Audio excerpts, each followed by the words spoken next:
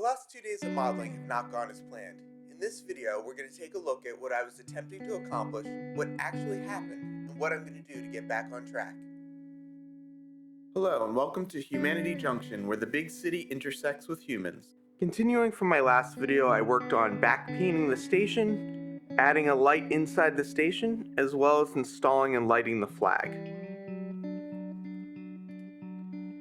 For the station house, in addition to adding lighting, I printed out a back scene so that when you look through the windows, you would see people and ticket booths on the interior of the station. Unfortunately, the frosting on the windows did not give a good picture of what was inside. And since I glued the windows in with plastic cement, I did not want to attempt to remove them. The two big lessons that I learned regarding putting together the station was to back paint your plastic pieces before you assemble them. If you don't back paint the plastic pieces, you will see light bleed through the plastic, as well as check to make sure that your windows are clear enough that you'll be able to see into the interior. Another project that I worked on was installing the flagpole and the lighting. This is the Woodland Scenic small flagpole. I originally wanted to put the flag up front in the center as I wanted it to be a centerpiece of the module. But I learned very quickly that trying to place the flag and then shine the light on it was much more difficult than placing the light and then putting the flag where I needed it. I moved the flag behind the station house, and now you can see the flag just poking up over the top of the station. The flagpole was made of very thin metal, and I didn't have the right size drill bit to install it. So instead of drilling into the wood, I decided to put the flag in a piece of foam core covered with the same brick material that I used on the station. I had a very difficult time working with the flagpole due to its size and trying to get the lighting just right on it. Another element that I started yesterday was the ballasting. There are hundreds of ballasting videos out there, so I didn't intend to video record anything about the ballasting. Previously, I'd only ballasted Atlas track over cork roadbed. What I didn't realize when I started ballasting the Kato Unitrak was that you needed significantly less glue than when you had a cork roadbed. Unfortunately, I ended up with glue everywhere, which didn't give me the look that I was going for. After not having a lot of success with the station house and the flag, I wanted to get to something that I knew I could accomplish. Unfortunately, rushing things ended up causing me a lot more problems. So moving forward on today's video, I'm going to install some catch pits and some 6-foot wrought iron railings from Scale Model Scenery in the UK between my two main tracks. After that, I will go back to cleaning up the ballast on my two main tracks. I'm going to be using a darker ballast on my siding, so for now I am just focused on the two main tracks. Today I'm going to start by painting the catch pits and the wrought iron fences. I'm going to paint the wrought iron fences in a glossier black. A lot of the wrought iron fences in the US are this very shiny black color. And the catch pits, while in the UK it looks like they usually paint them blue, in the US I find that they're usually yellow. So I'm going to go with yellow tops, and I'll also use this black to put some black on the sides. This is a tester's kit that I bought that came with 12 colors, and I've been using this to paint most of the models so far. Well, so the lesson I learned here is don't start off using too much paint. I've already had to go through with a paper towel and try and wipe off as much of the paint as possible so that I can keep the grates open. So another lesson learned, add less paint. Well, this isn't going quite as I would like. Well, I think these 6 look pretty good. These 6 not so much. Not really sure how to fix these other 6. Well, let's keep moving forward. We'll put them together and see what happens. So now I'm cutting out the risers for the catch pits. Because of how deep I have between the two main tracks, I'm going to stack up these risers too high for each of my grates. I'm going to use some Type Bond 2 to glue these pieces together. This version is water resistant, which means that when I go and spray it with ballast, the glue will not release. I'm using wax paper so that if I do glue the pieces to the surface, I'll be able to get them off later. Using these tweezers to help align the pieces.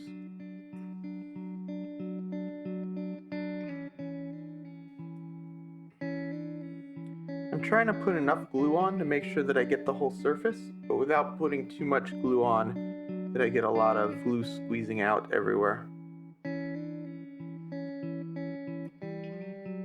I did notice that the edges of these are black, so I am not going to paint the edges, as I've not been having a lot of luck painting recently. And there we have our first catch grate.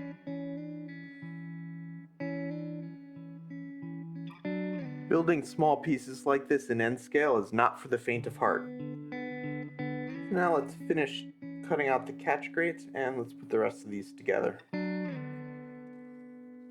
I think the lesson for this week is really going to be patience. The best tool to line these up definitely seems to be my fingers. So now I'm going to move on to painting the railings. These are designed to be wrought iron railings, so I'm definitely going to paint them black. So I'm using what's going to be the cutoff to take off some of the paint so that as I go to actually paint this, I'm not getting quite as much paint on everything. I also wet this paintbrush before I used it, so it's helping to dilute the paint a little bit. It's a little bit more of a black wash than full-on black paint. So now we can see the difference between the one I painted and the ones that I haven't painted. Let's keep going. I feel like this wrought iron fence is where everything turns the corner. This is starting to look really good.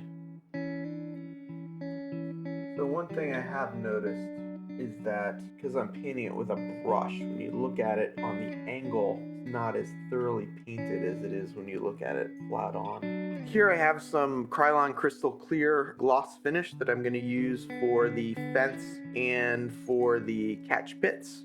And then I've got a can of Testors Spray Lacquer Clear Coat, Dull Coat here, and I'm going to use this actually on the module itself. So I'm going to turn off the cameras, I'm going to go outside and spray these items, and I will be right back.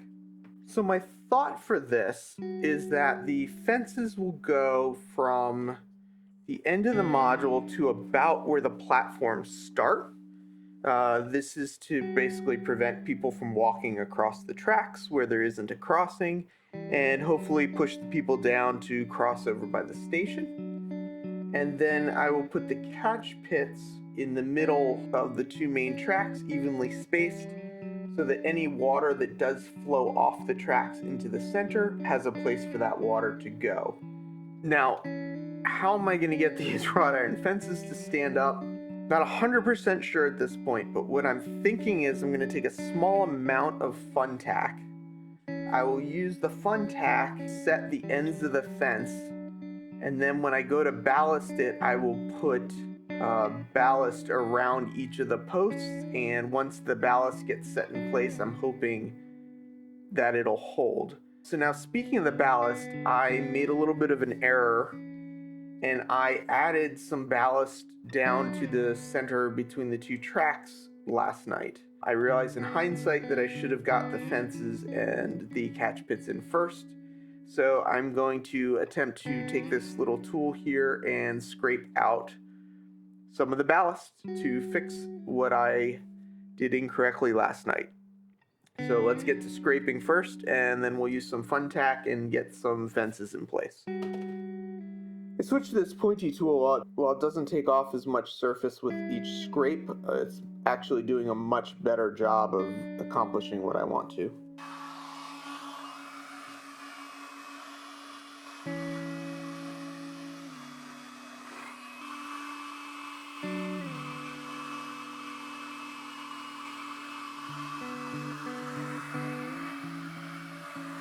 So I had a thought as I started cutting out the fences. What if I left this bottom piece here, and then I glued the bottom piece in, and then ballasted up around that?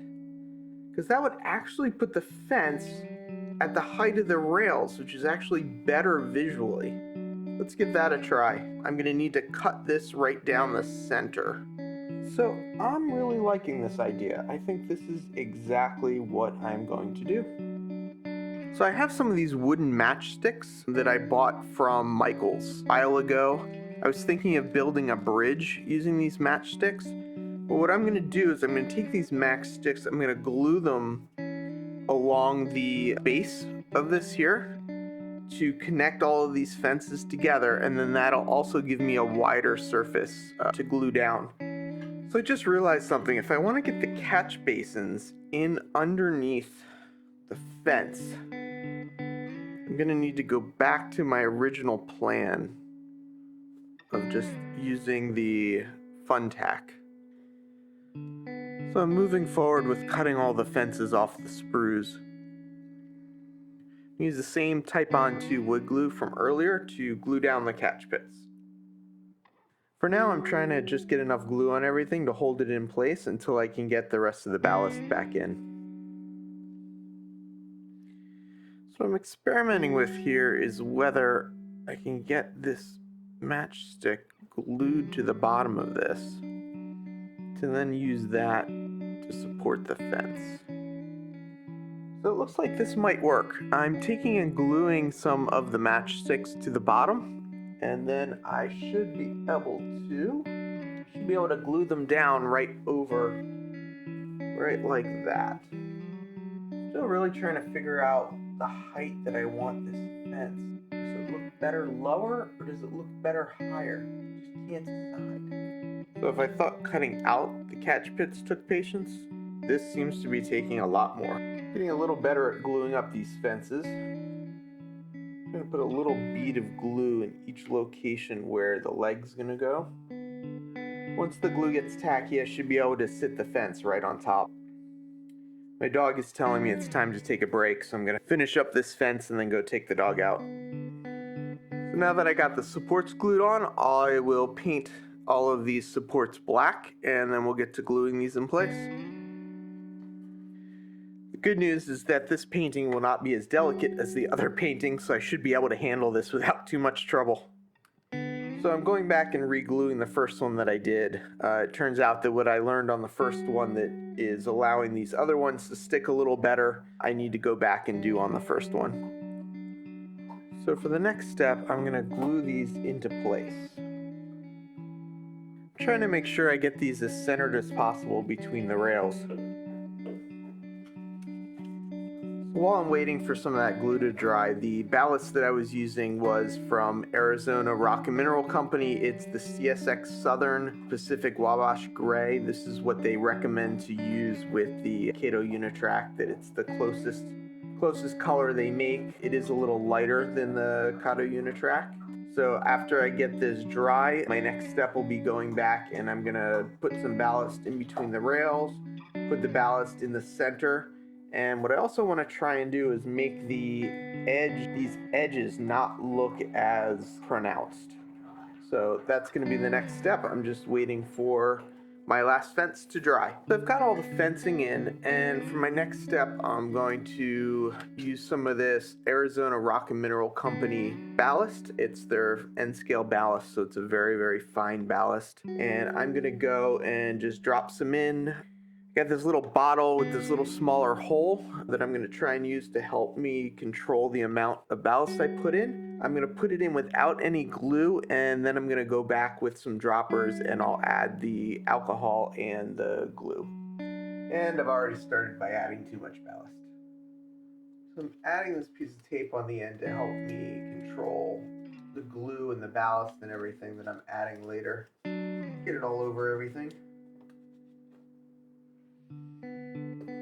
Alright, so let's start with what I've got in here and see what it looks like once I get it spread out. So do people like watching other people ballast tracks, or is it as frustrating to watch it as it is to do it? Using a big soft brush and a pretty light touch just to move what's on top. Alright, so I like what that looks like. I'm gonna go through and put this down, glue this in place, let that dry, and then we'll take another look at it and see if I want to adjust anything. So I have these oversized pipettes, I believe they're called. And one thing that I found out is that when you have the opportunity to put a lot of glue in something, you've got to be careful when you put it back on that you're not putting too much on there. So while this is great for holding a lot of glue, you need a lot more control to not just go crazy with it. So here I've got some 99% isopropyl alcohol. Now I'm going to get out some Mod Podge that I have pre-mixed from the last time I did ballasting. So I'm going to use this. So this is a Mod Podge solution, about 50% Mod Podge, 50% water. I'm going to use this to hold down the ballast. The glue sure does not soak in like it does with cork and foam, that's for sure. So while we wait for this to dry, I'm going to go clean this out. As you can see, my Mod Podge mix obviously was not correct. There was definitely too much glue and not enough water. I took the jar that I had, filled it up with more water, and it definitely seemed to do a little better when I filled in this section over here. I did try dabbing up some of the glue, but all I ended up doing was pulling up all of the ballast with it. Even though the ballasting hasn't been going really great today, I am going to continue. I want to try and ease this edge a little bit more. So instead of having such a steep profile, I want to just go over this and just add a little bit more ballast to it. To do this, I'm going to take some just full strength matte Mod Podge. I'm going to add some glue in the crevice and some areas where I don't see some ballast. And I'll sprinkle the ballast on, let it dry. This just goes to show you when you see people doing it on YouTube, it's not always that easy. I'm actually liking the way this looks. I'm actually going to see if I can secure this exactly where it is. Kind of take it nice and slow so that I don't add too much too quickly. You can see it with the plastic Kato T-Trak. The glue basically just runs right down the plastic on the side.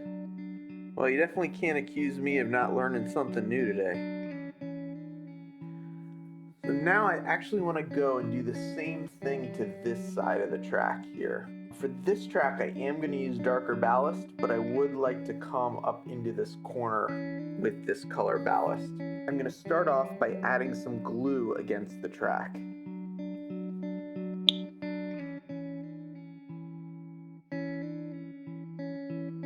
So this week was interesting. It didn't go as I wanted it to go, but it went exactly the way it did. I learned a lot. When I move on to my next module, I know some things that I will do differently. I really like the way the fence turned out. I think that turned out really great. I'm gonna let everything dry and I'll take some pictures and add it to the end of this video. But that's gonna be all for me for today. If at any point during this video you find yourself yelling at your computer saying, "Don't do it that way," please comment down below and let me know how I should be doing it. I would really appreciate it to learn if there's a better way to do something. Thank you for watching, and please leave any comments or questions below. Please subscribe so that you can follow along with my project.